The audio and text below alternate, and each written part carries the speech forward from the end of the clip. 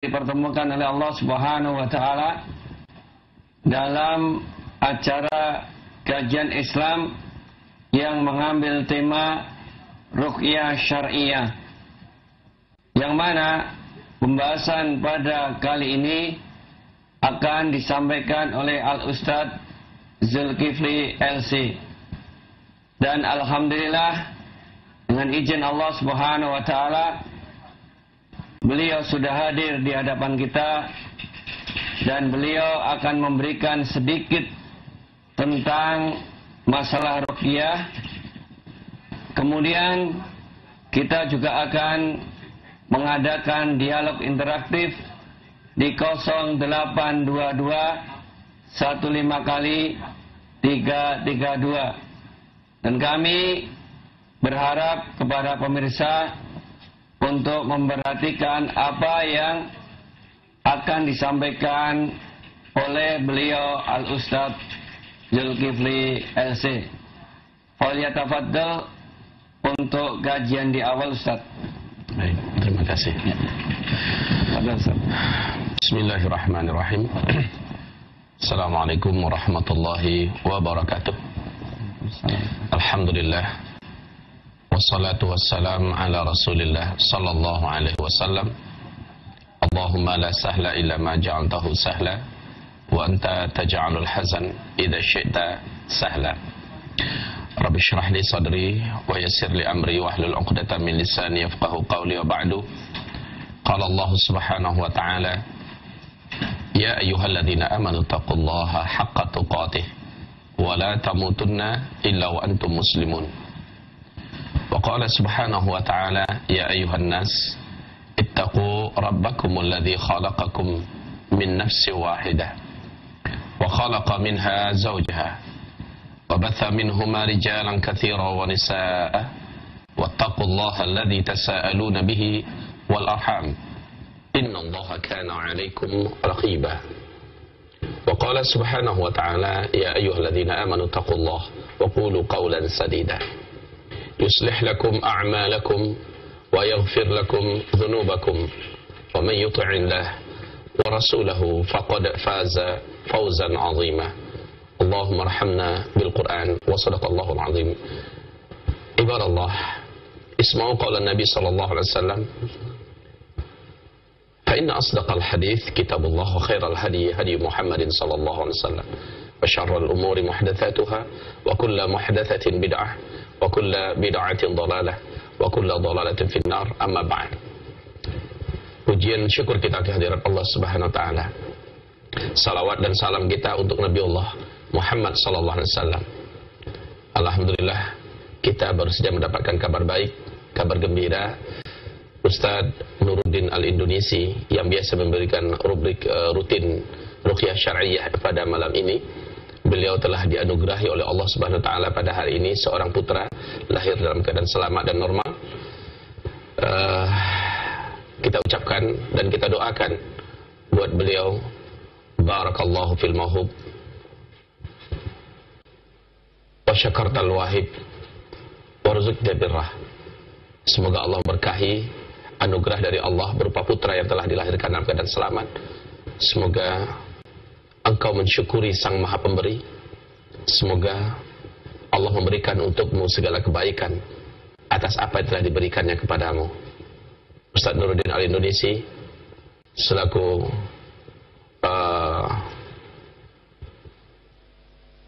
pembina utama Rehab Hati Al-Quran Indonesia, barakallahu fik, dan pada malam hari ini menggantikan posisi beliau, saya diminta untuk menyampaikan hal yang berkaitan dengan ruqyah. Insyaallah taala, hamba Allah yang kami muliakan, saya yakin tentang masalah definisi, masalah sejarah ruqyah dan segala macamnya telah disampaikan seluruhnya oleh akhina Abu Rafiq. Beliau memberikan putranya bernama Rafiq Ibadur Rahman, maka saya panggil beliau dengan kunyahnya Abu Rafiq. Saya yakin beliau telah menyampaikan banyak hal berkaitan dengan ruqyah. Hanya untuk menguatkan kembali, dan bagi siapa saja pemirsa Wisal TV, kaum muslimin dan muslimah dimanapun saja yang baru bergabung pada malam hari ini, saya sampaikan sesuatu yang akan menambah pencerahan kepada kita tentang masalah ruqyah. Ketahuilah hai hamba-hamba Allah yang kami muliakan, Al-Quran ini Allah turunkan fungsinya ada 3. Yang pertama hudan, yang kedua rahmatan, dan yang ketiga adalah syifa. Dzalikal kitab la raiba fih hudan. Qul huwa lil ladzina amanu hudan. Ya. Katakanlah Al-Quran ini diturunkan sebagai petunjuk. Inilah way of life kita, Al-Quran. Kemudian fungsi Al-Quran yang kedua, rahmatan.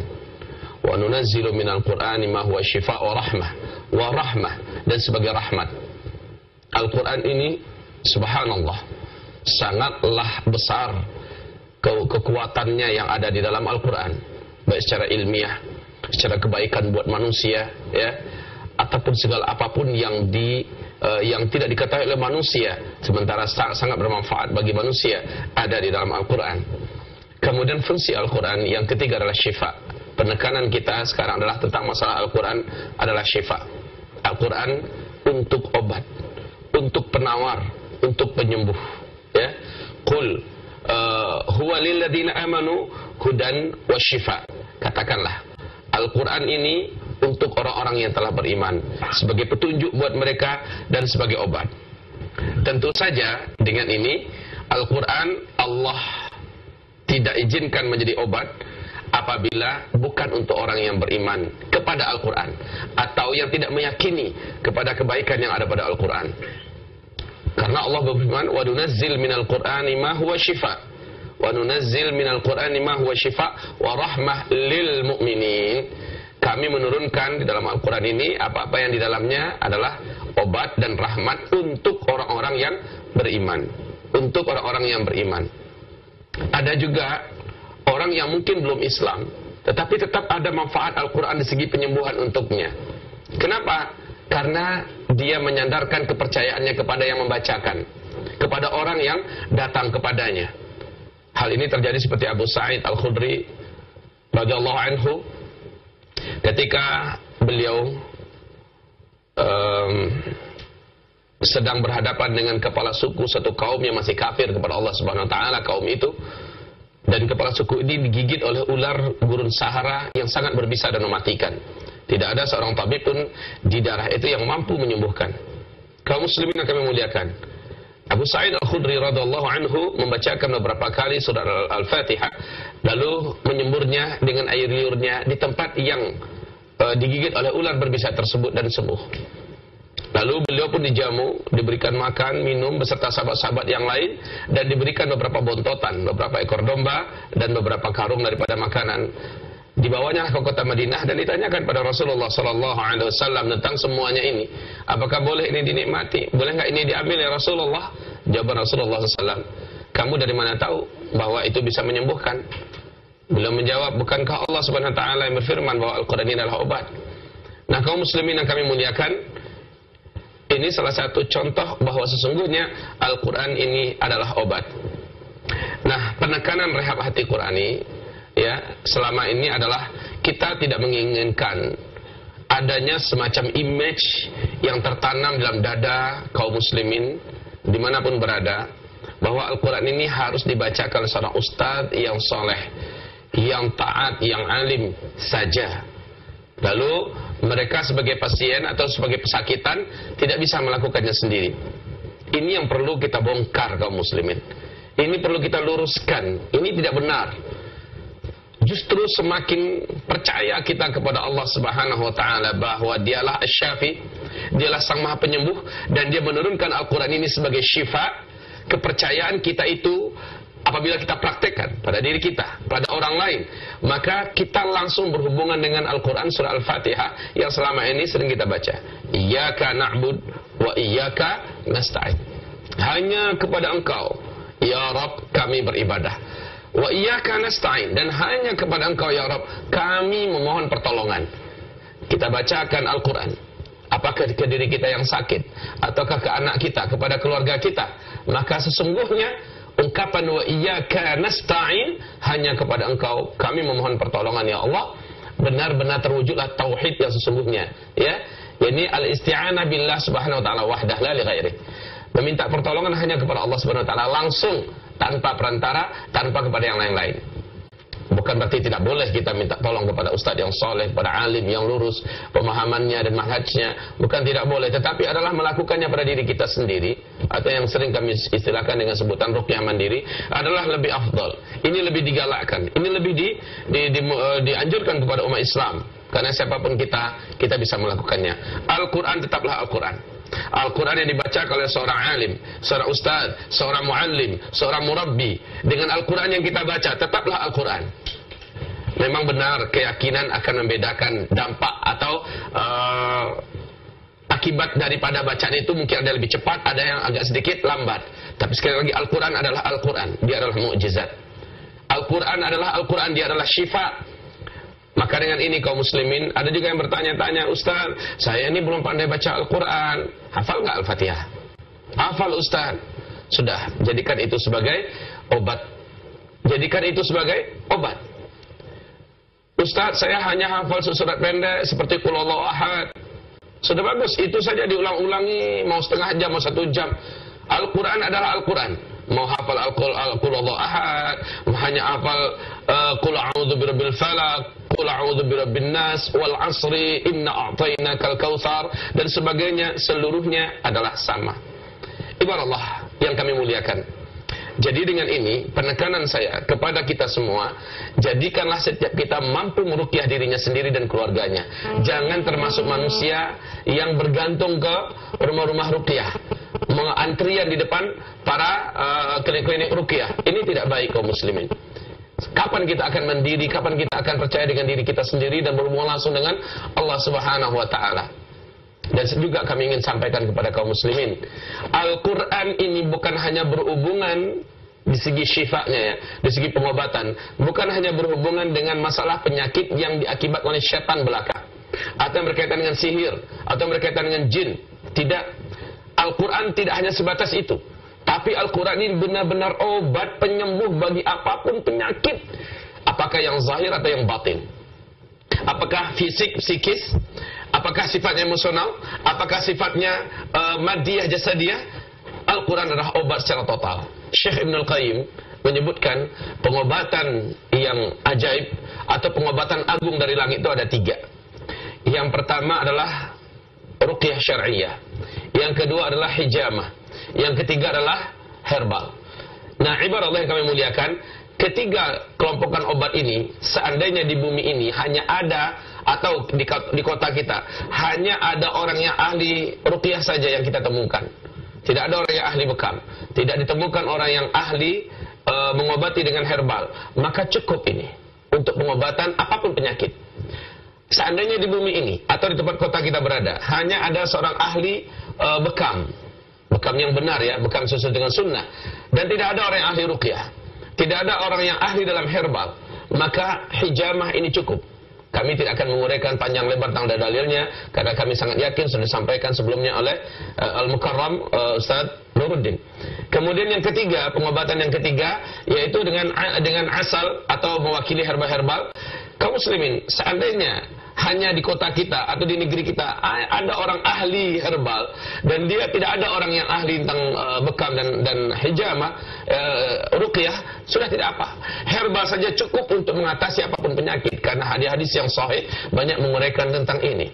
Nah, hamba-hamba Allah yang kami cintai, bagaimana kalau ketiga-tiga ini digabungkan, disinergikan sekalian? Subhanallah, hasilnya sangat menakjubkan dan luar biasa. Mungkin menurut medis ini penyakitnya dahsyat, ini penyakitnya mengerikan, obatnya sangat besar, risiko pengobatan juga mungkin gagalnya lebih besar, ya, biayanya juga masya Allah. Tapi ketahuilah di dalam Islam, apapun penyakit, asy-syafi huwallah, sang penyembuh hanyalah Allah, dan Allah menurunkan Al-Quran sebagai obat, sebagai penyembuh. Seandainya kita dengan full keyakinan, seandainya kita dengan penuh keyakinan, kita lakukan itu dan kita terapi, dan jangan pernah berhenti. Maka subhanallah ya, hamba-hamba Allah yang kami muliakan, mungkin 10 hari yang lalu saya sedang berada di, subhanallah, saya sedang berada di mana? Kaum muslimin, saya berada di luar Sumatera Barat ya 10 hari yang lalu, di Riau. Ya, saya ingat, saya sedang ada di Rengan. Istri saya menelpon bahwa putri kami ada tonjolannya besar di keningnya dan semakin membesar dengan sangat cepat seperti bola pingpong, Pak Ustaz, besarnya, dan lebih cepat lagi. Saya katakan coba dibekam. Enggak mempan katanya, udah dibekam. Kalau begitu, tempelkan telapak tangan ke tempat jondolan itu dan bacakan Al-Quran. Niatkan membaca Al-Quran tersebut 1 juz. Niatkan pengobatannya ke situ. Jadi di mana yang jondolan itu, letakkan di keningnya, ya, sambil mimiin, bisa dilakukan itu. Niatkan baca 1 juz. Kalau perlu, saya katakan, niatkan khatam Al-Quran 30 juz. Tidak mungkin Allah tidak menyembuhkan penyakit itu. Nah, kaum muslimin yang kami muliakan, habis itu pagi saya nasihati, siang masuk WhatsApp-nya. Subhanallah, ada Allahu Akbar katanya. Baru 5 ayat surah Al-Baqarah dibacakan. 5 ayat pertama dibacakan, pecah. Subhanallah, langsung dikasihnya di fotonya dan dikirimkan foto itu kepada saya. Ini menakjubkan, 5 ayat baru dibacakan pecah. Padahal disuntik-suntik dengan jarum suntik bekam itu nggak mempan. Tapi dengan Al-Quran langsung sekali pecah. Subhanallah kaum muslimin. Di sini saya akan menyampaikan kepada kaum muslimin bahwa sesungguhnya tidak boleh kita ragu. La raiba fi. Tidak ada keraguan dalam Al-Quran ini. Baik untuk segi dia rahmat, tidak ada keraguan. Baik di segi dia adalah sebagai hudan, tidak ada keraguan. Baik di segi dia sebagai syifa, tidak ada keraguan. Tidak boleh ragu-ragu, mesti yakin. Dalam hadis Qudsi, hadis ini sahih menurut Imam Bukhari, Allah Subhanahu wa taala berfirman, "Ana 'indal dhanni 'abdi bi." Saya sesuai dengan keyakinan hamba kepada saya. Nah, kaum muslimin yang kami muliakan, kita insyaallah akan mengembangkan uraian kita ini dengan diskusi. Silakan kita diskusi, tapi ingat penekanan saya kepada seluruh kaum muslimin, ruqyah syar'iyyah bukan hanya berkaitan dengan sihir belaka. Tidak hanya berhubungan dengan masalah santet, masalah jin, gangguan setan saja, tetapi juga yang berhubungan dengan penyakit-penyakit yang sifatnya medis. Silakan, bisa malam ini juga dipraktekkan di rumahnya masing-masing. Ikuti petunjuk saya, dan insya Allah kita akan mendapatkan sensasinya luar biasa. Tapi ingat, dengan yakin. Ingat, dengan iman. Insya Allah Ta'ala, kita akan bukakan ruang diskusi dan tanya jawab. Tafadhol, Ustaz. Alhamdulillah, beliau Al-Ustaz Zulkifli telah menyampaikan uraian tentang masalah ruqyah, dan kita akan membacakan beberapa pertanyaan, Ustaz. Ya, Allah, banyak yang masuk juga, Ustaz, dan kita berbanyak untuk dialog pada malam hari ini. Ustaz, ini ada pertanyaan, ya, bahwasanya ada seseorang sudah meruqyah, ternyata efeknya itu belum nampak. Ada apa di sini, Ustaz? Mohon dijelaskan supaya mungkin ada sedikit kekurangan dari orang yang meruqyah atau mungkin ada sebab-sebab lain, Ustaz. Iya, terima kasih. Barakallahu fiik. Dalam materi training rehab hati Qurani sebenarnya sudah disampaikan ini. Bisa jadi penanya belum pernah mengikuti materi atau pernah tapi lupa. Begini, hamba-hamba Allah yang kami muliakan. Bagaimana Al-Quran menyembuhkan? Al-Quran ini menyembuhkan kalau terpenuhi 5 kriteria berikut ini. Ibarat perang, kita harus memegang senjata yang paling baik. Dalam hal ini kita harus berkeyakinan senjata yang paling baik adalah Al-Quran. Jadi jadikanlah ruqyah ini andalan pertamanya adalah Al-Quran. Saya yakin yang bertanya sudah melakukan itu. Baik, tapi keyakinannya bagaimana? Karena yang kedua, jadi syarat pertamanya senjata terbaik itu adalah Al-Quran. Yang kedua, mesti ada niat dan keyakinan. Ibaratnya senjata udah paling bagus nih, tapi lengannya kuat nggak? Dari sininya sehat nggak? Apalah guna senjata yang canggih dan tajam luar biasa, ya, dari besi yang terbaik di muka bumi, tapi tangannya sakit, nggak bisa ngangkat senjata. Jadi harus ada niat dan keyakinan. Itulah ibaratnya lengan dan pangkal lengan, ya, mesti kuat dan sehat. Niat dan keyakinannya, dia harus niatkan ini untuk obat. Ingat ini, dia harus niatkan ini untuk obat. Lalu dia harus yakin ini akan berpengaruh kepada penyakit ini atau kepada penyebab orang ini sakit, yaitu setan. Sering sekali penyakit-penyakit medis manusia pada akhirnya ditumpangi oleh setan menjadi penyakit non medis yang tidak mampu disembuhkan oleh obatan medis. Nah, kaum muslimin, kita harus niatkan bahwa ini adalah untuk obat, ya. ibaratnya senjata diarahkan ke sumber-sumber penyakit itu atau kepada penyebab itu sakit, itu syaitan. Lalu tembakkan, dan kita harus yakin tembakan kita itu akan menembus musuh Allah itu, ya.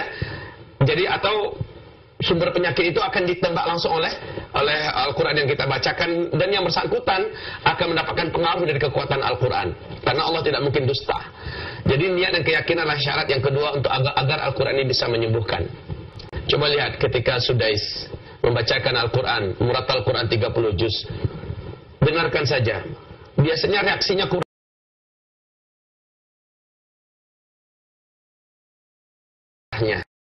Mendengarkan Al-Quran, karena al-mustami' li qira'atil Quran ka qari'ihi. Orang yang mendengarkan Al-Quran dibacakan sama pahalanya dengan orang yang membacanya. Jadi kalau kita dengarkan Al-Quran dari Sudais, ya nggak ada ngaruh apa-apa, termasuk dengan penyakit kita, kecuali iman kita bertambah, pahala kita bertambah di sisi Allah Subhanahu wa taala.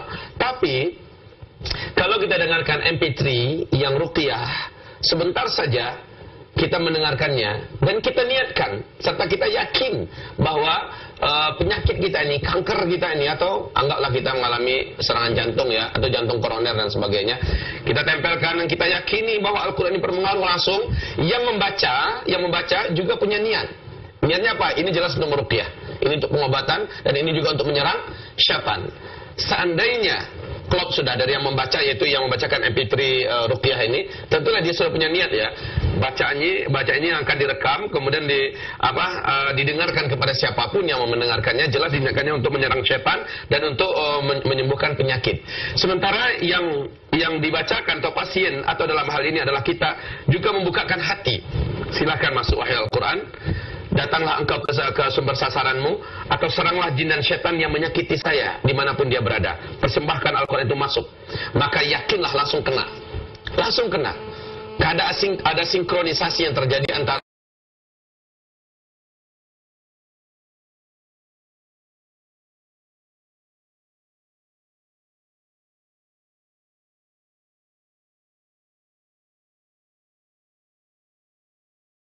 ini mempunyai teknik ya. Kita pasti mempunyai teknik, yang teknik itu ibaratnya tangan sudah kuat nih. Senjata sudah terbaik, tangan sudah kuat.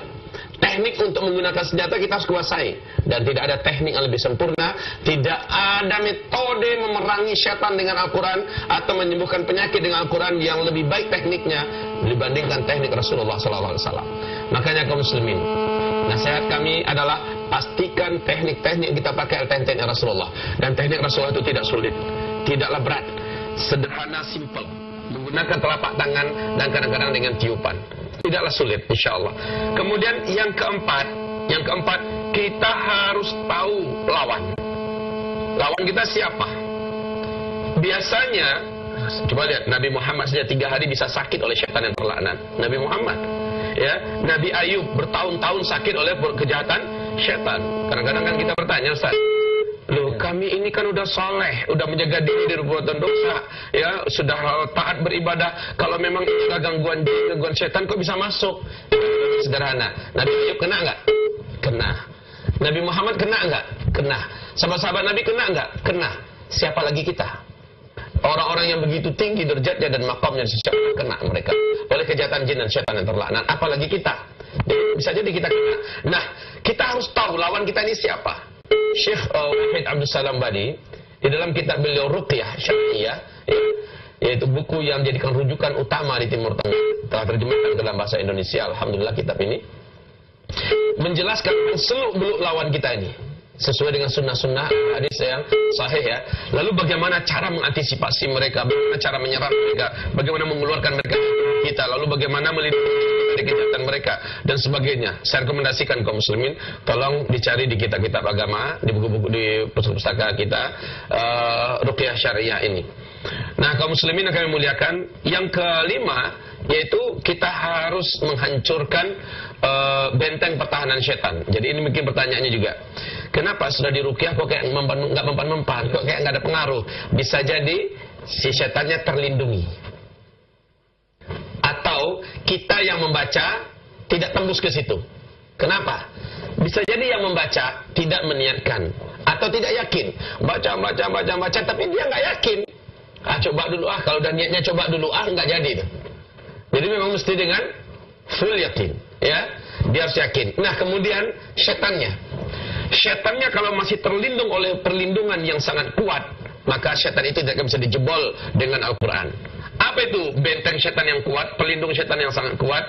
Kesyirikan yang ada dalam dada orang ini. Selama orang ini masih musyrik, Allah Subhanahu wa taala tidak akan memberkahi ruqyah syariah ini untuk dia sampai dia membongkar kesyirikannya, karena syirik itulah tameng yang terkuat bagi syaitan. Nah, saya lihat rata-rata para pasien kita banyaknya mereka masih menyimpan kesyirikan itu. Syirik itu bisa dalam bentuk keyakinan, syirik itu bisa dalam bentuk perbuatan, syirik itu bisa dalam bentuk perkataan, ya.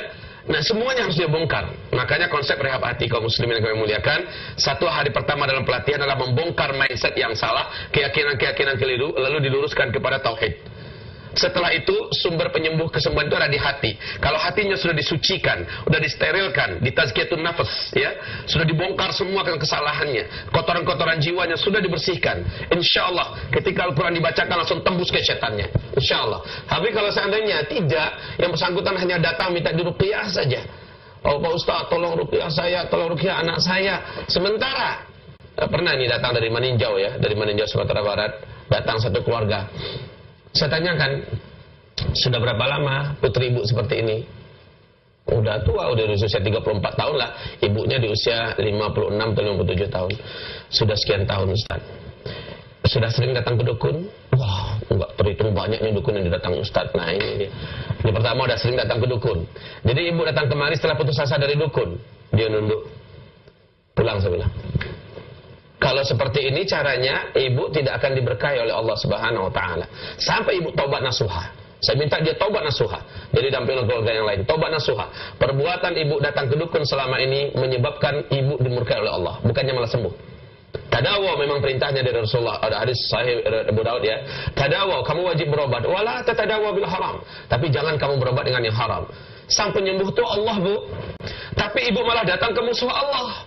Niatnya semoga Allah menyembuhkan, Ustaz. Niatnya semoga Allah menyembuhkan. Tapi datangnya ke siapa? Datangnya ke musuh Allah. Bagaimana mungkin Allah berkahi? Di ruqyah, enggak akan Allah berkahi. Saya katakan kalau ibu memang serius, ibu taubat nasuha. InsyaAllah, saya siap, Ustaz. Coba ibu nangis di atas sejadah, ya. Salat ibu 2 rakaat, nangis. Sesali yang sudah-sudah. Kemudian setelah itu, apa lagi, Ustaz? Ibu ada dikasih jimat enggak? Oh, ada. Nah, ini dia, ini juga tameng. Kalau selama orang itu masih punya jimat, kaum muslimin, orang di ruqyah itu masih ada jimat atau dikasih jimat, pokoknya anaknya sakit nih, anaknya parah penyakitnya, di sini kasih jimat, di sini diletakkan jimat, di pinggangnya dikasih jimat, di sini kasih jimat, ya. Nah, atau di dalam tubuhnya ada susu.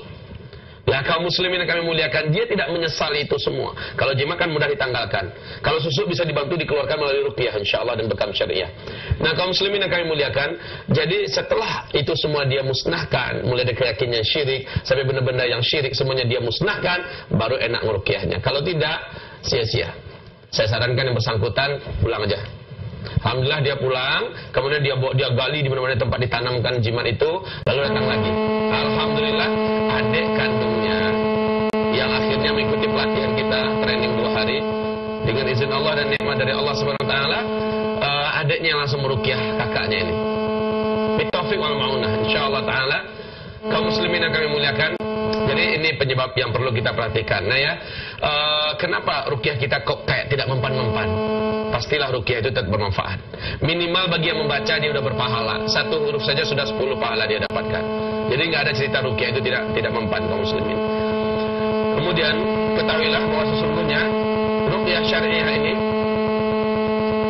syariah ini ibarat Allah yang kami cintai dimanapun berada, para pemirsa Wisal dimanapun yang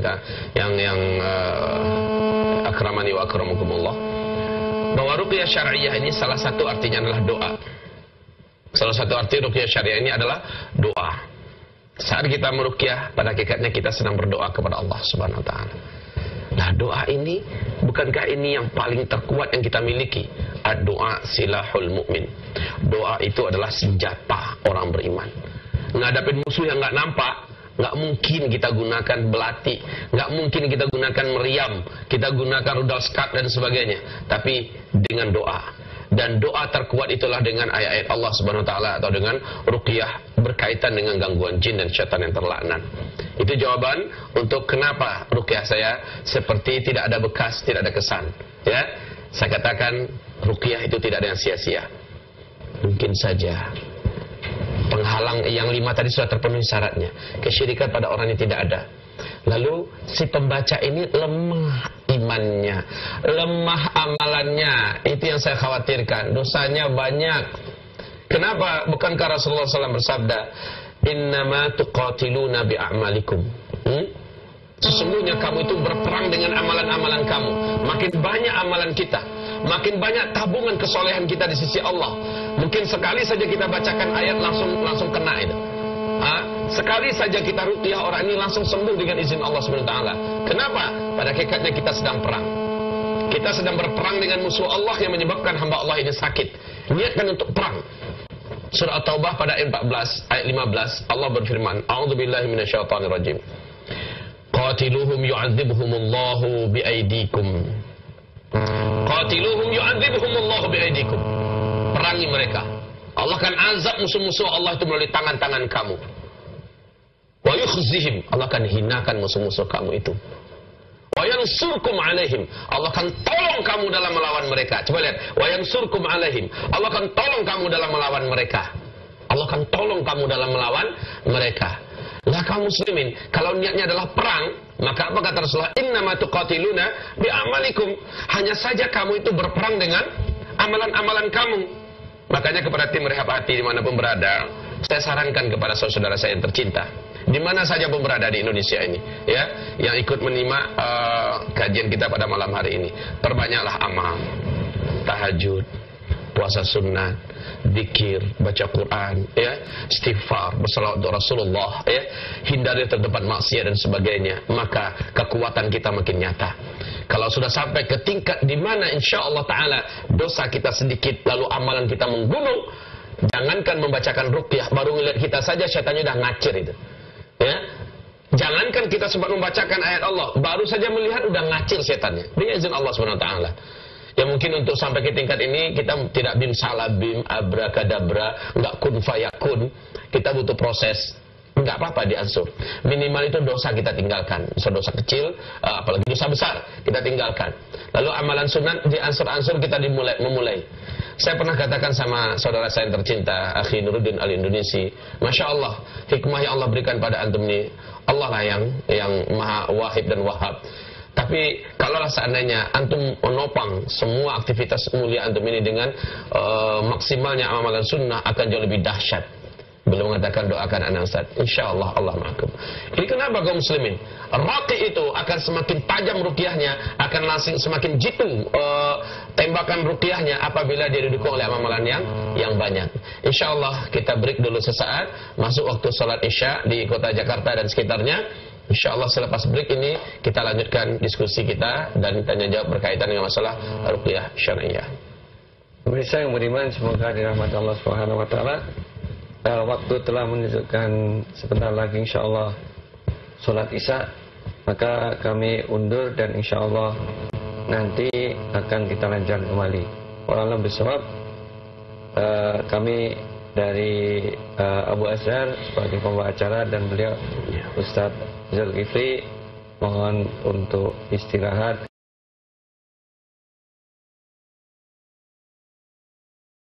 Assalamualaikum warahmatullahi wabarakatuh. Terkait dengan apa itu mengkosor sholat Ustaz, menjamak sholat. Iya. Yang sepengetahuan saya Ustaz kan boleh menjamak ataupun mengkosor sholatku bila perjalanannya mencapai 60 km lebih, kan begitu Ustaz?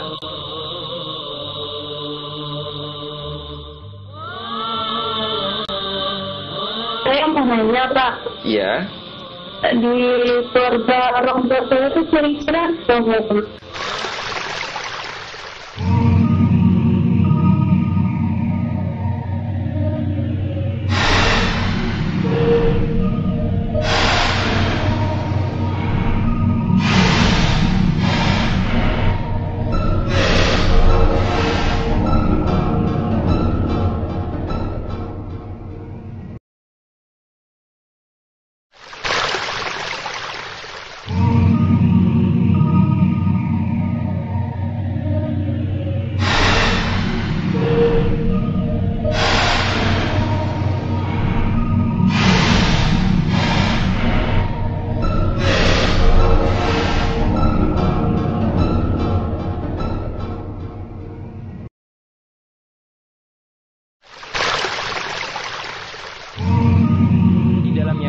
10 juta rupiah.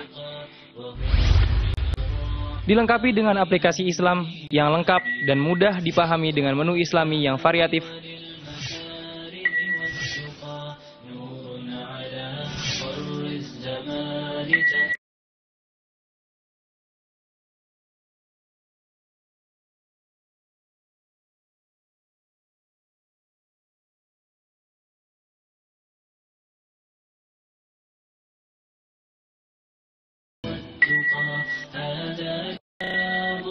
Al-Quran Miracle Praktis. Aplikasi Quran berbahasa Indonesia merupakan aplikasi yang tepat bagi Anda untuk menghafal Al-Quran. Bismillahirrahmanirrahim. Ibadah Muslim Kosmopolitan merupakan aplikasi panduan praktis yang super lengkap, memudahkan, dan sangat membantu Anda dalam menjalankan ibadah Anda. Paduan Haji dan Umroh menjelaskan secara rinci landasan syar'i, hukum, haji, dan umroh, berikut doa dan kiat-kiat selama pelaksanaan haji.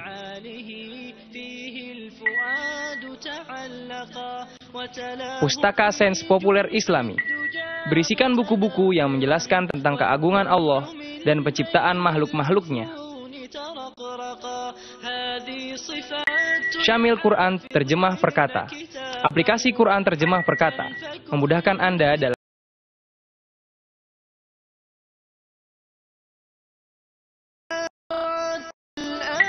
Tafsir Ibnu Katsir 30 juz.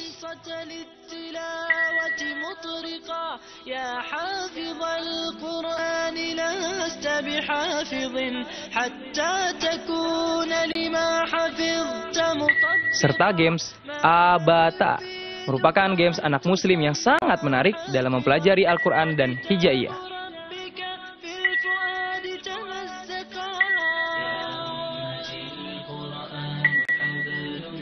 Browser, aplikasi untuk berinteraksi dalam dunia maya dengan akses yang super cepat. Assalamualaikum warahmatullahi wabarakatuh. Alhamdulillah, pemirsa sudah tahu kegunaan Syamil Note. Saya ingin membandingkan kegunaan Syamil Note dengan salah satu handphone terkenal di Indonesia. Pertama, ukuran layar yang sama-sama besar, yaitu 5,5 inci. Kedua, kegunaannya sama. Bisa telepon, bisa SMS, bisa BlackBerry Messenger, bisa Play Store, dan dual kamera. Tapi, ada perbedaannya. Kalau di salah satu handphone terkenal di Indonesia ini tidak ada aplikasi Islami, di Syamil Note ada konten Islami senilai 10 juta rupiah yang dapat diakses secara mudah oleh pemirsa. Anda berminat? Silakan hubungi kami. Dapatkan Syamil Note dengan harga Rp3.275.000. Pemesanan, tik Syamil Note, nama, alamat, kirim ke 0856 94999122. Dapatkan dengan harga Rp3.275.000. Nikmati kemudahan dalam beribadah dengan Syamil Note. Alhamdulillah, kini telah hadir juga Syamil Tab dengan harga Rp2.150.000 dengan aplikasi unggulan yang sama dengan spesifikasi dan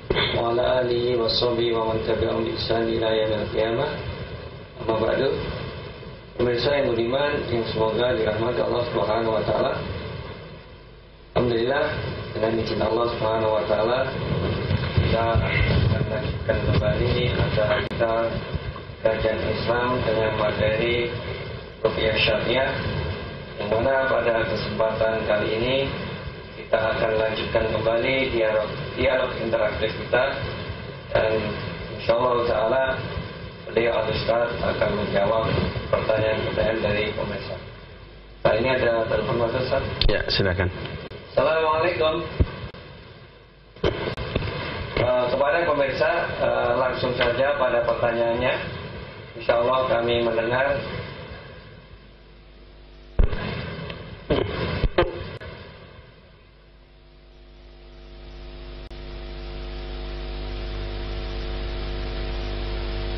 Ya, silakan Ibu, diulangi lagi pertanyaannya.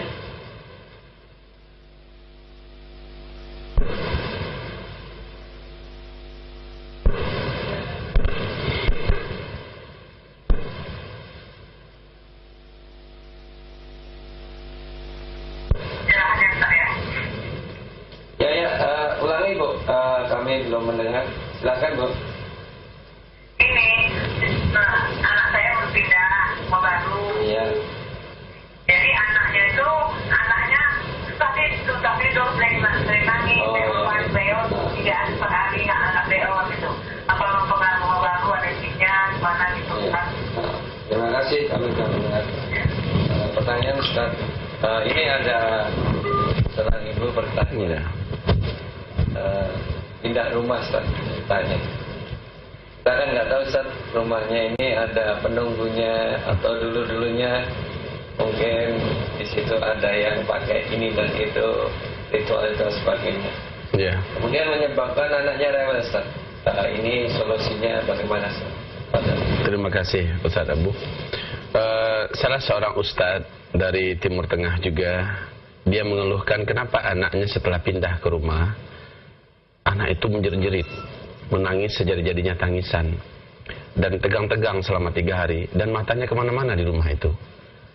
Maka saya sarankan kepada beliau, akhi, tolong diambil air sumur, air keran, air apa aja terserah, bacakan ayat-ayat Allah dengan niat meruqyah air tersebut. Lalu setelah selesai, bacakan doa khusus kepada Allah dari bahasa kita sendiri yang meminta agar air yang telah diruqyah ini dijadikan sebagai pengusir syaitan dan jin yang tinggal secara ilegal di rumah kita. Maka beliau pun melakukannya. Selama berapa lama saya melakukan, kata beliau? Saya katakan, lakukan berturut-turut, setiap hari lakukan terus. Karena rumah ini sudah lama kosong. Jangankan rumah yang sudah lama kosong, 1 hari saja rumah itu tidak kita gunakan atau kita tinggalkan seharian, malam pulang, Rasul memerintahkan agar rumah itu seperti pakai sapu atau pakai apa, bersihkan, khususnya tempat tidurnya. Karena tadi kata Rasulullah, syaitan telah berpesta-pesta di atas tempat tidur kamu, sudah bermain-main di situ sambil terkentut, sambil dan sambil buang air kecil. Kurang ajar mereka. Sebentar saja. Bagaimana kalau rumah itu sudah berhari-hari, itu mungkin berminggu-minggu ditinggalkan. Kalau mereka sudah merasa rumah itu nyaman untuk mereka tempat tinggali, maka mereka akan menjadi penjajah di rumah itu. Otomatis kita yang asli pemilik rumah itu, ya, akan diganggunya supaya kita tidak betah di situ. Nah, hamba-hamba Allah yang kami muliakan, mulai dari menguasai rumah sampai ke tingkat menguasai fisik kita. Dia asal melihat kita ada peluang untuk masuk, dia akan masuk melalui pori-pori kita, lalu dia akan bertempat tinggal di tubuh kita. Rasul mengatakan, sesungguhnya syaitan itu tinggal dalam badan kamu, dia tempat aliran-aliran darah kamu. Inna syaitana yajri fi ibni Adam majrad dam, fadayyiquhu bis-shawm. Sesungguhnya syaitan-syaitan itu bertempat tinggal di tubuh.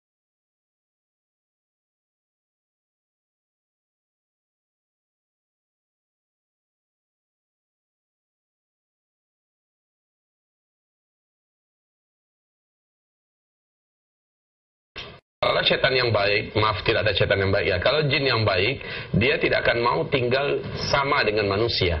Dia akan tinggal di atas loteng, di atas atap. Demikian sabda Rasulullah SAW dalam hadis yang sahih. Tapi kalau jinnya sudah masuk ke bawah, sudah tinggal berinteraksi dengan manusia, itu menandakan jin marid. Syaitan-syaitan yang pembangkang, yang terlaknat, harus diusir. Usirlah dengan meruqyah rumah tersebut, dengan membacakan surah Al-Baqarah. Karena kata Rasulullah SAW, siapa saja yang membacakan surah Al-Baqarah di rumah itu, maka Allah haramkan syaitan berhasil masuk ke rumah itu. Syaitan tidak akan mampu masuk dalam rumah itu. Yang di rumah pun akan lari tunggang langgang apabila kita baca surah Al-Baqarah. Saran saya kepada ibu yang anaknya seperti itu, rumahnya diruqyah dan anaknya dimandikan dengan air ruqyah serta minumkan air ruqyah. Insya Allah ini anak akan tenang kembali. Satu lagi saran saya, menjelang maghrib, kira-kira setengah jam atau 45 menit menjelang maghrib, tutup jendela rumahnya sambil baca Bismillahirrahmanirrahim atau Allahu Akbar atau la haula wala quwata illa billah atau a'udzubillahi minasyaitonir. Tutup jendelanya dan rumahnya sambil baca itu. Maka syaitan tidak akan mampu masuk. Menjelang maghrib itu syaitan berkeliaran di mana-mana, mereka berseliweran di mana-mana, dan energi mereka yang terbesar adalah saat pertukaran waktu. Pertukaran antara siang ke malam, malam ke siang, dan inilah waktu tidak boleh kita untuk keluyuran di mana-mana.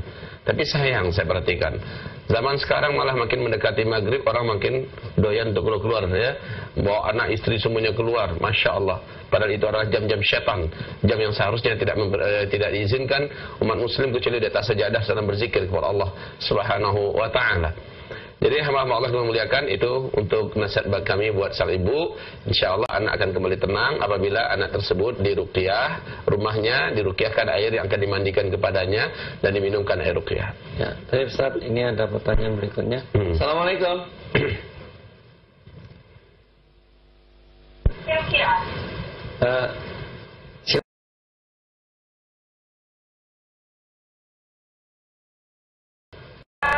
Saya punya adik.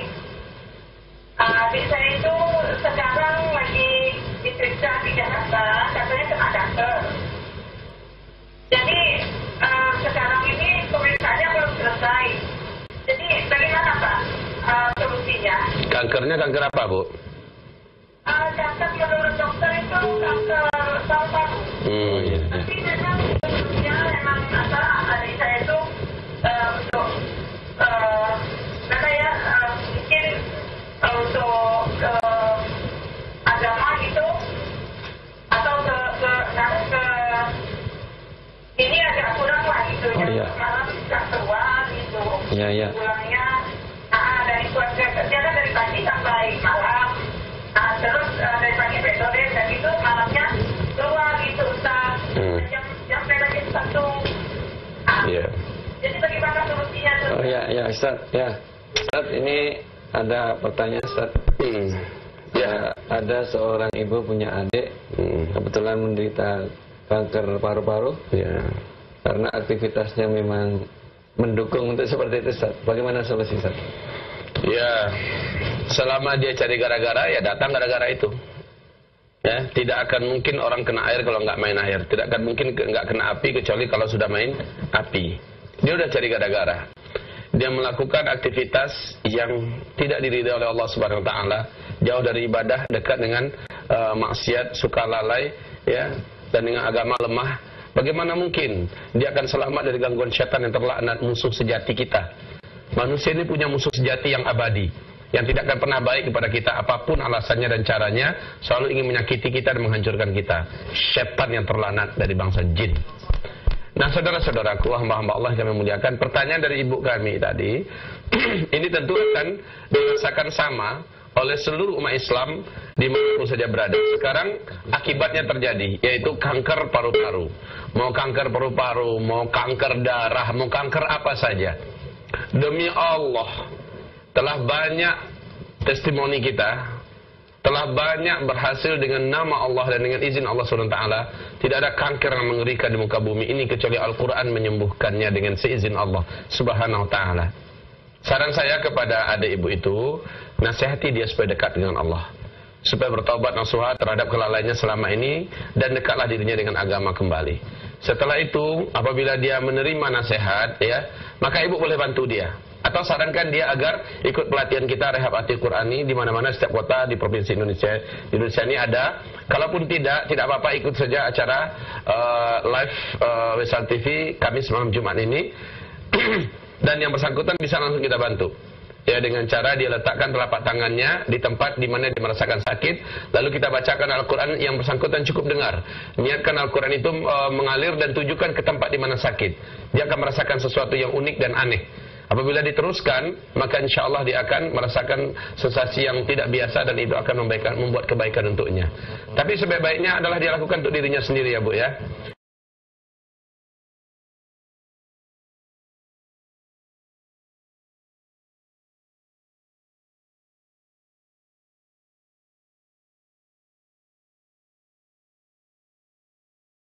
Hamba dengar ini sebagai ruqyah yang menyembuhkan penyakit hamba dan menghilangkan kanker hamba.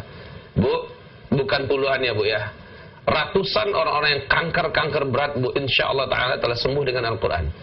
Ajaib. Ajaib sekali. Mungkin kami tidak punya waktu yang cukup untuk menceritakan satu persatu, tapi kami yakinkan kepada ibu, kanker bukanlah penyakit mengerikan kalau dipulangkan kepada Allah Subhanahu wa taala.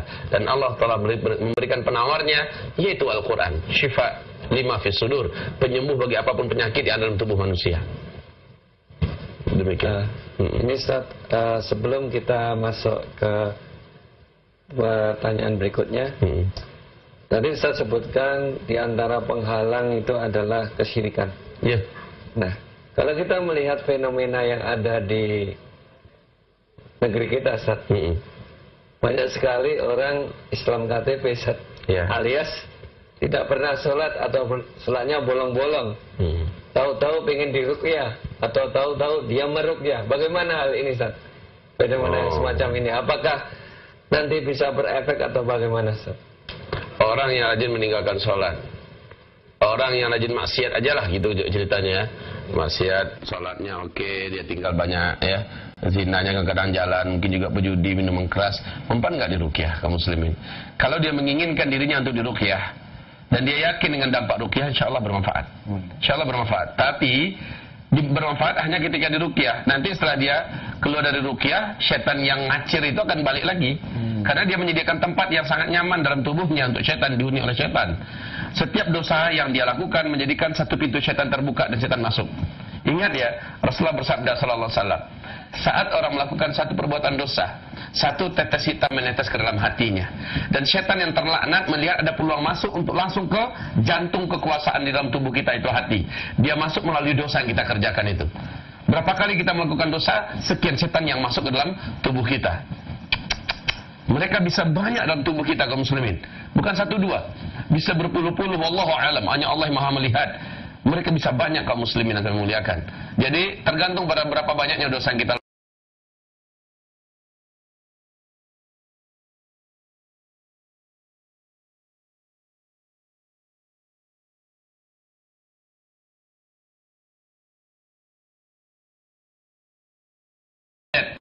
semua masa lalunya dan catatan hitamnya yang ada di lembaran yang terjaga di sisi Allah itu akan di-delete dosa-dosa tersebut.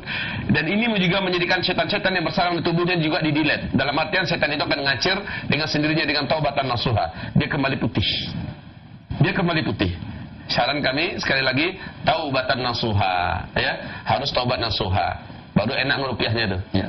Sisa-sisa mudaratnya masih muncul di badannya, sementara biang penyakit itu telah enyah ya. Sisa-sisa mudarat itu bisa ditawarkan dan dijernihkan kembali dengan energi gelombang frekuensi bacaan Al-Quranul Karim. Ustaz, ini kita lanjutkan. Assalamualaikum. Assalamualaikum. Maaf Ustaz, ada gangguan teknis. Ya. Pemirsa, kami persilakan untuk berdialog interaktif. Assalamualaikum warahmatullahi wabarakatuh. Waalaikumsalam warahmatullahi wabarakatuh. Ada pertanyaannya? Iya, saya dari Rangsa. Ustaz, ini adik saya. Dulu dia ikut latihan ruqyah dan setelah itu dia ini Ustaz langsung reaksi Ustaz. Jadi sampai sekarang pada dalam tubuhnya ketika di ruqyah di Medan mengatakan bahwa dia itu dikirim oleh seseorang dan buhul-buhulnya ada di sekitar rumah kami. Setelah itu kami cari buhul-buhul tersebut tapi tidak jumpa Ustaz. Terus dia mengatakan lagi ketika ruqyah selanjutnya, dia mengatakan lagi bahwa dia itu jin turunan dari orang. Ya. Pertanyaannya apa, Pak? Pertanyaannya saja. Pertanyaannya. Selama ini selama 4 bulan sudah ya semenjak ruqyah di Medan dengan Ustaz Nuruddin, dia terus melakukan ruqyah mandiri dan dia merasa kepanasan badannya, ya. Terus dia sering disuruhkan secara Ustaz. Sekarang pertanyaannya Ustaz, bagaimana cara kami untuk menanganinya Ustaz? Ruqyah mandiri terus saja kami lakukan, sementara dia mengatakan tidak mau keluar selama-lamanya. Sebentar Ustaz, mungkin kita bisa memberikan sebuah kesimpulan dari pertanyaan. Jadi jinnya ini ngeyel Ustaz, kalau kita bilang sampai mengatakan tidak mau keluar. Ini bagaimana Ustaz? Iya. Sebenarnya Allah Subhanahu wa taala menjadikan kancah peperangan itu adalah hidup di bumi. Dengan satu atau dua sebab kita telah merasakan akibat daripada kesalahan kita atau kelalaian kita di masa lalu. Tolong diingatkan kembali kepada keluarga kita yang kena ini. dosa apa yang telah engkau buat di masa lalumu. Jika engkau malu menyatakannya, nyatakan kepada Rabbmu. Lalu taubat nasuhalah kepadanya. Kalau belum sampai engkau dalam taubat itu menangis, usahakan engkau menangis. Maka mintakanlah dalam taubatmu itu agar dosamu diputihkan. Lalu masa depanmu yang seharusnya jelek, yang seharusnya hina dan diazab oleh Allah karena dosa itu, juga dimaafkan oleh Allah dan diampuni. Setelah itu baru enak, yang bersangkutan sudah enak untuk diruqyah atau meruqyah dirinya. Selama dosa itu belum dia minta taubat kepada Allah. Mungkin saja dia akan menerangkan itu di depan kita malu, ya. Sudah, kalau malu nerangkan kepada kami, terangkan kepada Allah Subhanahu wa taala. Minta dia membongkar masa lalunya. Karena ini penting, ya. Minta agar yang bersangkutan membongkar masa lalunya. Bisa jadi dia pernah melakukan sesuatu yang sangat besar di sisi Allah, kemurkaan Allah. Dan dia belum sempat taubat atas itu. Maka minta agar dia melakukan taubat nasuha. Setelah itu, pernyataan jin yang berjanji dia tidak akan mau keluar, bisa jadi dia benar.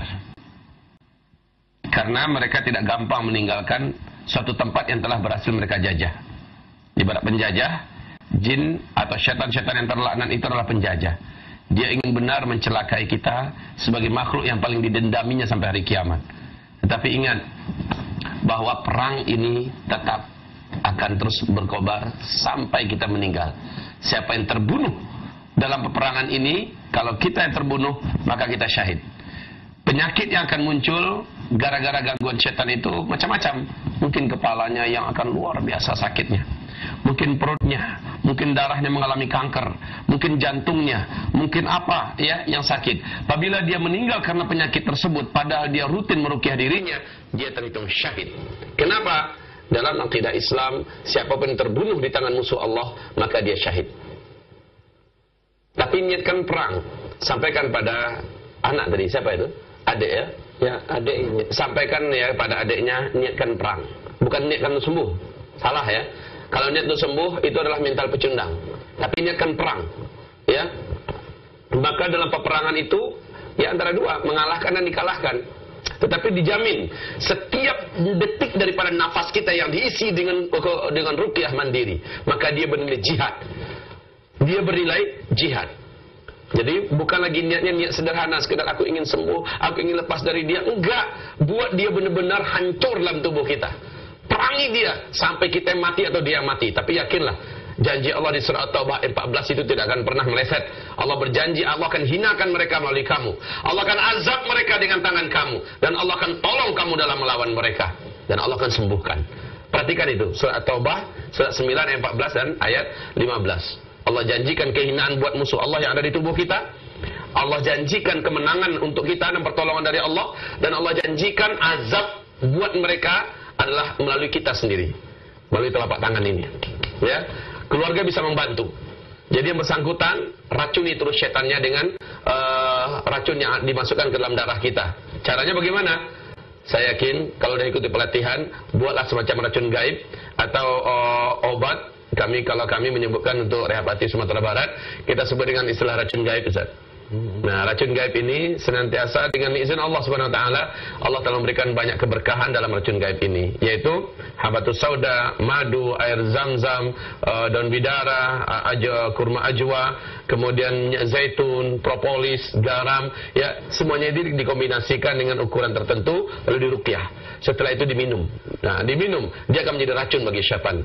Dan dia tidak akan mampu bertahan. Kalau ibu kuat atau yang bersangkutan kuat terus meminumnya, minum terus. Waktu kita meminum itu akan mengalami hal yang tidak enak di badan. Yang merasakan tidak enak itu bukan kita sesungguhnya, tapi syaitan yang ada di tubuh kita. Jadi jangan berputus asa ya Bu ya. Dan dalam konsep ruqyah ini ada namanya RHC. Bahasa Indonesianya RHC. Kalau kata orang Inggris itu RHC ya. Apa itu RHC? Itu ruqyah healing crisis. Yang dimaksud dengan ruqyah healing crisis itu apa? Dalam proses kita meruqyah tadi, kita akan mengalami gejolak-gejolak yang sebelumnya tidak kita alami. Mungkin di sini juga tumbuh pertanyaan orang, Ustaz. dulu sebelum saya ikut pelatihan atau dulu sebelum saya diruqyah, kenapa saya nggak separah ini ya? Setelah diruqyah saya jadi sensitif, diruqyah aja sedikit langsung kesurupan segala macamnya, ya. Atau setelah diruqyah saya sering mual-mual, setelah diruqyah kepala saya sering seperti ini, ya. Setelah diruqyah saya sering gini, merasa dapat banyak gangguan. Ini disebut dengan RHC, ya, Ruqyah Healing Crisis. Dia mesti bersabar. Dalam proses kesembuhannya karena diruqyah akan banyak pembongkaran-pembongkaran terjadi di tubuhnya. Saya ibaratkan begini, Ustaz. Jakarta dijajah oleh Belanda. Jakarta dijajah oleh Belanda. Dalam masa penjajahan itu masyarakat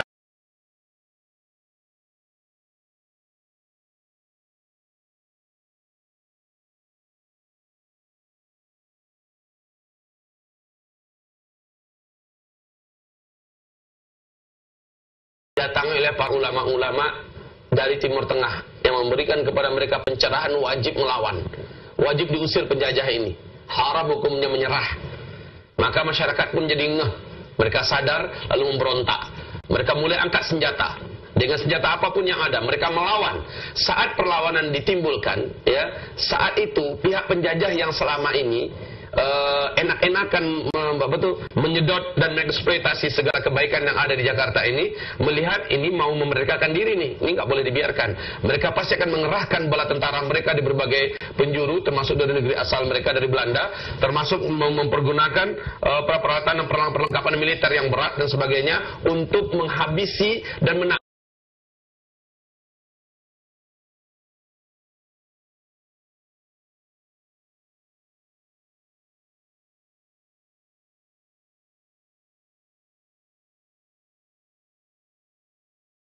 begitu ya. Selama ini syaitan sudah bersarang di tubuh kita. Setelah diberikan pencerahan melalui pelatihan, kita sadar, ya Allah, ternyata selama ini yang menyebabkan saya begini adalah syaitan. Ini yang ada di tubuh saya. Buktinya ketika diruqyah reaksi. Ada dia, ada mereka. Oh, ini toh yang membuat saya selama ini menderita. Lalu kita mulai memberontak. Kita melawan, kita ruqyah diri kita racuni segala macamnya. Syaitan yang bersangkutan akan meningkatkan kembali perlawanan mereka. Di sinilah terjadi proses yang kita sebut dengan RHC tadi, ya, Ruqyah Healing Crisis, di mana orang ini akan mengalami berbagai gejolak yang tidak nyaman di tubuhnya. Insya Allah tidak lama. Tapi saya sarankan, jangan berhenti di tengah jalan.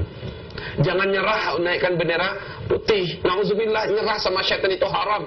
Ya, lawan terus dan tingkatkan lagi perlawanan. Satu saja tekadnya.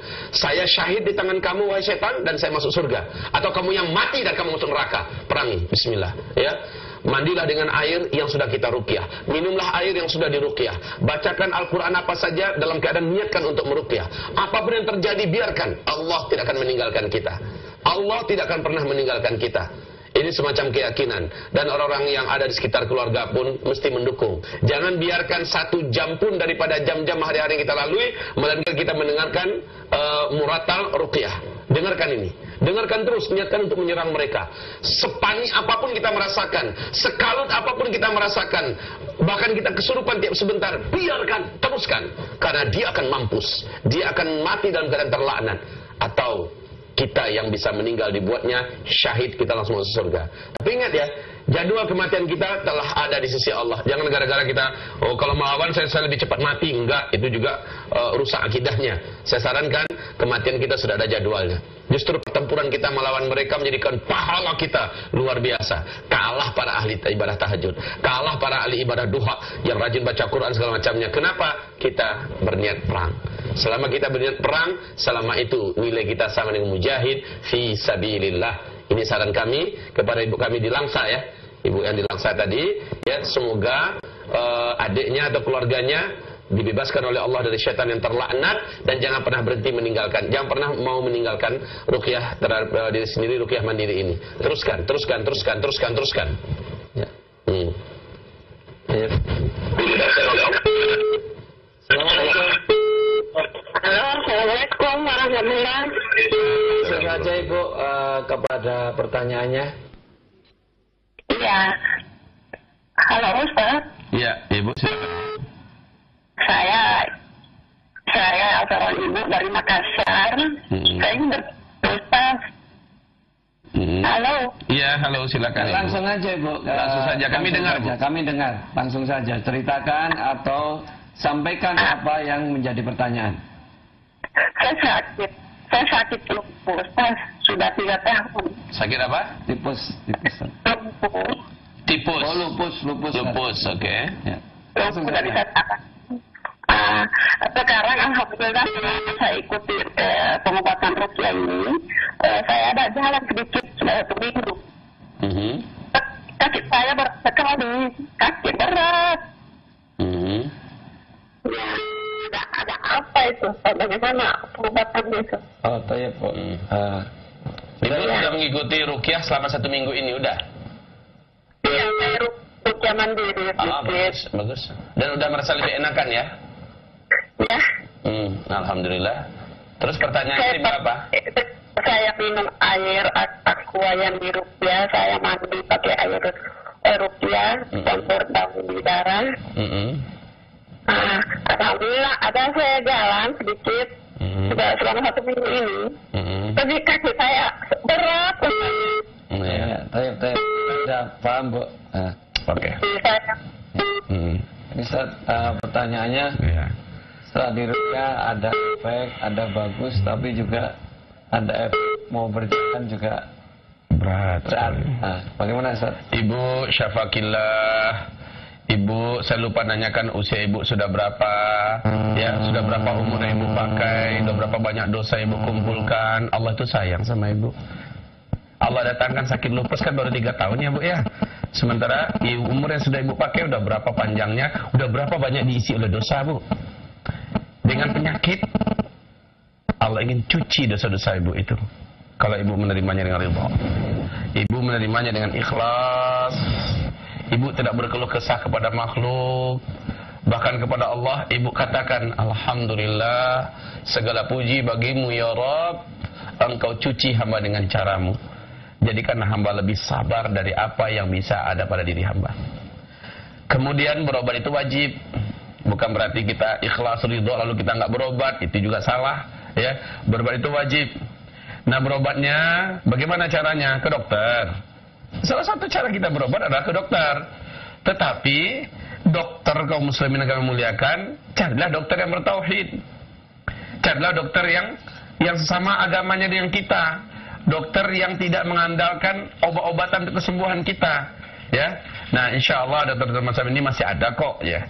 Nah kemudian saran saya kembalilah kepada 3 pengobatan ini. Kalau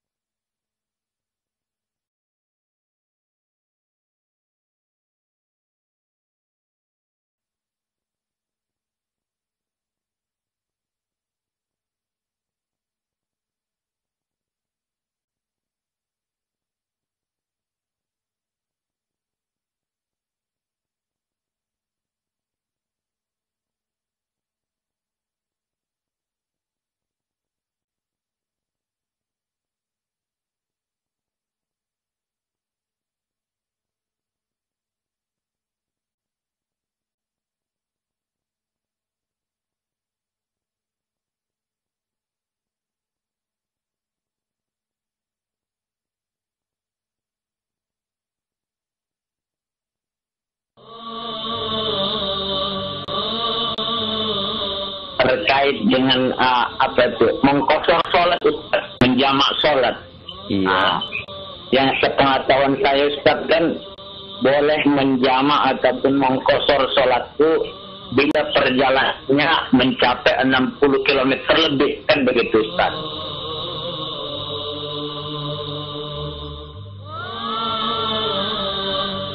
Saya mau nanya Pak, Iya.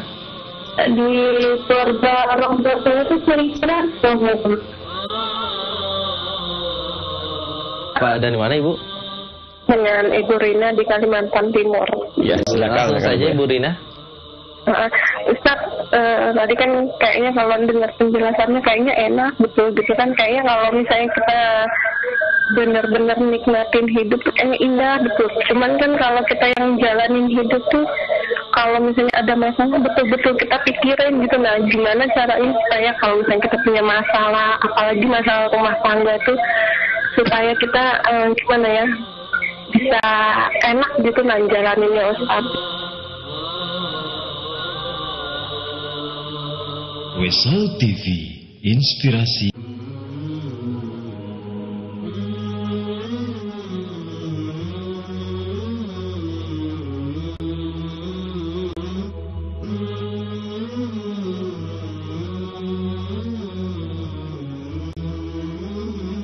Alhamdulillah, dalam kesempatan ini saya akan menjelaskan sedikit tentang manfaat dan khasiat madu raja bagi kesehatan kita pada umumnya. Adapun manfaat dan khasiat madu raja bagi tubuh kita diantaranya adalah, pertama, madu raja ini sangat bermanfaat bagi orang-orang yang menderita penyakit diabetes atau kencing manis atau gula darah.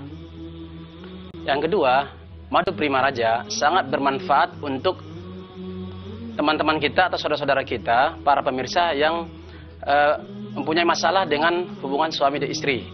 Di antaranya adalah lemah syahwat dan yang semisalnya. Juga madu prima raja ini sangat baik sekali untuk bagi Lagi pula, kalau ruqyah ini adalah cara perang melawan syaitan, maka yang niatkan untuk perang boleh diniatkan untuk perang dan kita jadi mujahidahnya, kita jadi mujahidinnya, ya. Setelah itu, kalau bacaan kita ternyata, hafalan kita ternyata tidak banyak, bukankah sudah saya katakan tadi, walau hanya Al-Fatihah tok yang kita kuasai, bacalah itu berulang-ulang, walaupun sampai mungkin setengah jam, sampai 1 jam, tidak masalah. Apalagi kalau ada surat yang lain kita hafal, ayat kursi, Masya Allah. Apalagi kalau kita hafal Qul Huwallahu Ahad, Qul A'udzu Birabbil Falaq, Qul A'udzu Birabbin Nas, ini sudah Masya Allah. Kalaupun nggak hafal, pegang Al-Quran, baca Al-Qurannya. Oh, ternyata nggak pandai juga baca Al-Quran, ada tulisan Latinnya toh? Ketika ada tulisan Latinnya, baca tulisan Latinnya. Ada seorang akhwat, Masya Allah ya, dia memang sakitnya udah parah betul, udah hampir-hampir dia tidak punya harapan untuk hidup. Ternyata ketika dia mendengarkan ulasan tentang masalah ruqyah, dia ingin mencoba menseriuskan dengan yang satu ini. Keyakinannya tumbuh, tapi dia masalahnya nggak pandai baca Quran. Ini jadi masalah. Saya yakin ibu tidaklah lebih parah daripada yang saya ceritakan ini ya. Lalu dia minta tolong diajarkan surat apa. Kita sebutkan, Bu, tulis surat sekian. Surat sekian, lalu dia buka internet, kemudian dia dengarkan, lalu dia tulis pakai tangannya sendiri. Apa yang didengarnya itu dia tulis ya. Umpamanya Allahu pakai tulisan Latin, Allahu la, pakai tulisan Latin sampai selesai. Instruksinya berapa kali dibaca? Banyak 7 kali. Maka dia baca itu dengan tulisan Latin itu. Dia baca, dia lakukan pada dirinya. Ya, setelah dia melakukan beberapa bulan untuk dirinya, Allahu Akbar, dia bebas dari gangguan itu, dia lepas dari penderitaan yang selama ini menyakiti dirinya, lalu dia serius belajar. Ya, setelah itu dia akhirnya pandai baca Quran dan dia hafal beberapa ayat dan sekarang menjadi seorang praktisi ruqyah kita di salah satu kota yang ada di Jawa ini. Subhanallah. Jadi ibu yang kami muliakan, walaupun hanya hafal 1-2 surat yang pendek, lakukan. Lebih baik kalau ibu memperbanyak senjata ibu dari hafalan-hafalan Al-Quran. Kalau ternyata hafalannya nggak banyak, buka Al-Quran, tidak masalah. Ya. Ustaz, berhubung waktunya sudah menunjukkan pukul hampir 8:30. Ya. Mungkin kita cukupkan dulu, Ustaz. Oh ya, ya. Pemirsa yang budiman, yang semoga dirahmati Allah Subhanahu wa taala. Demikianlah tadi acara kajian Islam pada kali ini dengan tema ruqyah syariah yang telah disampaikan oleh Al-Ustadz Zulkifli LC, dan beliau telah menjelaskan panjang lebar tentang bagaimana meruqyah, kemudian bagaimana membentengi, kemudian penyebab-penyebab ruqyah itu tidak manjur atau karena kita banyak berbuat maksiat. Oleh sebab itu, apa yang telah beliau sampaikan, mari kita amalkan sedikit demi sedikit, tentunya dengan memohon pertolongan kepada Allah Subhanahu wa taala. Dan kami doakan semoga pemirsa sekalian yang baru sakit segera disembuhkan oleh Allah Subhanahu wa taala, tentunya dengan ruqyah syariah, dan semoga kita dimasukkan ke dalam jannahnya. Allahumma amin. Amin. Dan kami ucapkan jazakallahu khairan kepada Al-Ustadz Zulkifli yang telah menyampaikan kajian pada kali ini, dan semoga menjadi pahala yang banyak di sisi Allah Subhanahu wa taala, dan semoga beliau dimudahkan untuk senantiasa membimbing kita semua. Pemirsa yang budiman, semoga dirahmati Allah Subhanahu wa taala. Kami, yaitu Abu Azhar, mohon undur diri, dan jika ada perkataan yang tidak berkenan, kami mohon maaf yang sebenar-benarnya. Wabillahi taufiq wal hidayah. Wassalamualaikum warahmatullahi wabarakatuh. Subhanakallah wa bihamdika asyhadu an la ilaha illa anta astaghfiruka